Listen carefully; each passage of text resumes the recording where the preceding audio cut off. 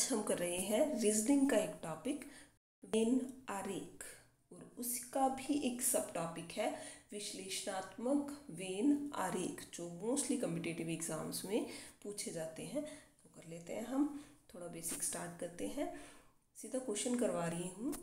First question है हमारे पास, यदि वृत्त लंबे व्यक्तियों को, त्रिभुज सैनिकों को एवं वर्ग सशक्त व्यक्तियों को निरूपित करता है। तो जिस तरह से उन्होंने दे रखा है उसी तरह से हम क्या करते हैं, यहाँ पे साथ साथ नोट डाउन करते जाते हैं। वृत्त जो है वो क्या दे रखा है, लंबे व्यक्तियों के लिए, तो मैंने लंबे एल फॉर लंबे है तो जस्ट एक नोटेशन दे दी कि वृत्त जो है वो लंबे व्यक्तियों के लिए है। त्रिभुज सैनिकों के लिए, त्रिभुज सैनिकों के लिए तो एस लगा दिया। इसी तरह से वर्ग जो है वो सशक्त व्यक्तियों के लिए, तो सशक्त व्यक्तियों के लिए मैंने एस एच यूज़ कर लिया। तो यहाँ पे साथ के साथ नोटेशन लगा दी। तो इट्स इजी, हमारे लिए ही ये इजी हो जाता है, इसीलिए मैंने सिर्फ नोटेशन लगाई है। इसके बाद हमारा क्वेश्चन क्या कह रहा है वो देख लेते हैं। तो निम्नांकित आरेख के अंदर दी गई संख्याओं में से कौन सी संख्या केवल सशक्त सैनिकों, केवल ये वर्ड जो है ये नोटिस करने वाला है, ये केवल सशक्त सैनिकों को निरूपित करती है।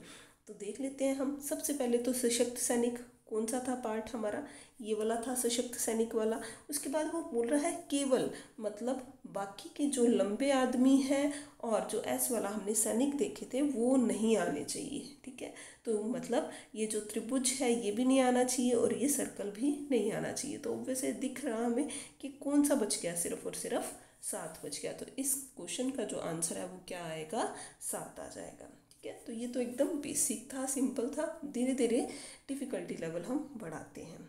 नेक्स्ट देखते हैं, नीचे दिए गए वेन आरेख का अध्ययन करके आगे दिए गए प्रश्न का उत्तर दें। तो देख लेते हैं हम। वेन डायग्राम में देखिए कुछ दे रखा है हमारे पास, फ्रेंच है, स्पेनिश है और जैपनीज़ है।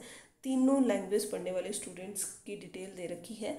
तो हमने निकालना क्या है, फ्रेंच और स्पेनिश दोनों पढ़ने वाले लेकिन जापानी न पढ़ने वाले। यहाँ पे देखिए एक वर्ड जो है वो नोटिस करने वाला, वो क्या है, ना पढ़ने वाले। जापानी ना पढ़ने वाले छात्रों की संख्या ज्ञात करनी है। तो जापानी का सर्कल कौन सा है, ये वाला। तो क्लियर हमने क्या करना है, इसे काट देना है कि हमें ये तो चाहिए ही नहीं। उसके बाद हमें चाहिए कौन से, फ्रेंच और स्पेनिश दोनों पढ़ने वाले। ठीक, तो फ्रेंच का सर्कल ये है और स्पेनिश का सर्कल ये है। तो दोनों पढ़ने वाले, तो दोनों में कॉमन, देखिए इतना बड़ा पोर्शन तो हमारा कट ही गया। बचा है ये 3 नंबर बचे हैं और तीनों में से दोनों में कॉमन कौन सा है, वो है 20। तो इस तरह से हमारे पास क्या आ जाएगा, इसका आंसर क्या आ जाएगा, 20।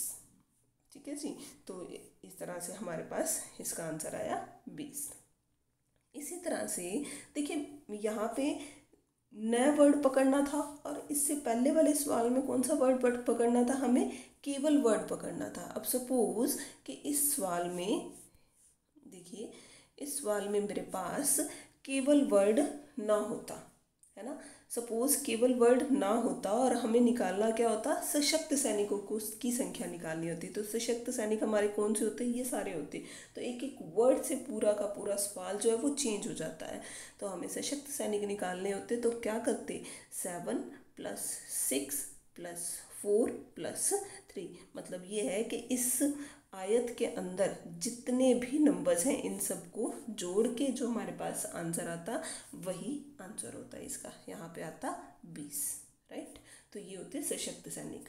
पर यहाँ पे क्या पूछा था हमसे, केवल सशक्त सैनिक। तो इसी तरह से आपको क्या है, वर्ड्स को पकड़ना है, जैसे यहाँ पे केवल और यहाँ पे न।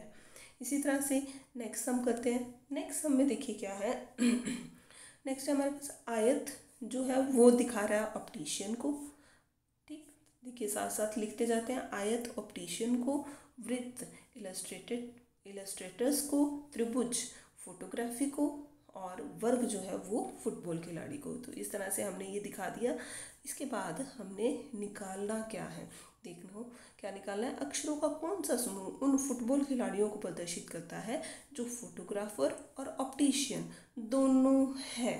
फुटबॉल खिलाड़ी भी होने चाहिए। देखिए सबसे पहली लाइन तो उन्होंने क्या करती है, स्टूडेंट्स जो है वो गलती क्या करते हैं, वो गलती ये करते हैं कि पढ़ते हैं सिर्फ और सिर्फ पढ़ते हैं फोटोग्राफर और ऑप्टिशियन दोनों होने चाहिए, बस यहाँ पे देख के और बात ख़त्म कर देते हैं। नो, फर्स्ट भी देखना हमने फुटबॉल खिलाड़ियों की संख्या, मतलब फुटबॉल खिलाड़ी होने चाहिए, ये होने चाहिए, राइट। और फोटोग्राफर भी होने चाहिए और ऑप्टिशियन भी होने चाहिए। मतलब क्या हुआ कि हमें तीनों का कॉमन निकालना है, किसका, फोटोग्राफर, ऑप्टिशियन और फुटबॉल खिलाड़ी का। अब सपोज ए जो है, ए तो देखो सिर्फ फोटोग्राफर है, बाकी दो आए ही नहीं। इसी तरह से सी जो है वो क्या है, सिर्फ ऑप्टिशियन है, बाकी दो नहीं आए।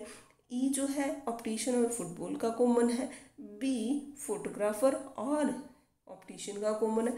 पर ये जो डी है ये क्या है, तीनों का कॉमन है और हमें तीनों का कॉमन निकालना था।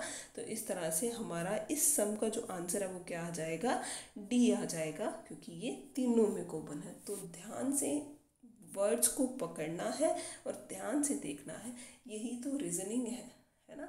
तो इस तरह से अगर आप इसी टाइप के और क्वेश्चंस करना चाहते हैं या आपकी बुक में से आपको कुछ प्रॉब्लम आ रही है इससे रिलेटेड, तो आप मुझे वो प्रॉब्लम्स जो है वो मेरी ईमेल आईडी पे सेंड कर सकते हैं।